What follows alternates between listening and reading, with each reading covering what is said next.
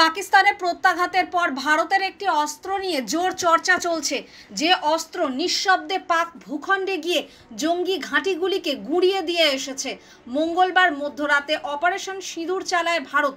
সূত্রের খবর, সেই হামলায় যে অস্ত্রগুলি ব্যবহার করা হয়েছিল তার মধ্যে রয়েছে স্ক্যাল্প হ্যামার ক্ষেপণাস্ত্র, কিন্তু আরও একটি মারণ অস্ত্র ব্যবহার করা হয়েছিল। সেটি হলো আত্মঘাতী ড্রোন স্কাই স্ট্রাইকার। এই ড্রোন নজরদারি ড্রোনের মতো নয়, এই ড্রোন অনেকটা ক্ষেপণাস্ত্রের মতোই কাজ করে। এই ড্রোন 5 থেকে 10 কেজি বিস্ফোরক বহন করতে পারে। 100 কিলোমিটার দূরের লক্ষ্য বস্তুকে খুঁজে নিখুঁত নিশানায় সক্ষম এই ড্রোন। শুধু তাই নয়, নিঃশব্দে হামলা চালাতে পারে এটি। আর সেই সুবিধাকেই কাজে লাগিয়ে প্রতিপক্ষের ঠিকানায় হামলা চালানো আরও সহজ হয়। ইসরায়েলি প্রযুক্তির এই ড্রোন বানানো হয়েছে বেঙ্গালুরুতে। এই ড্রোনের বিশেষত্ব পরীক্ষা করার পর 2021 সালে ভারত সরকার 100টিরও বেশি বরাত দিয়েছিল।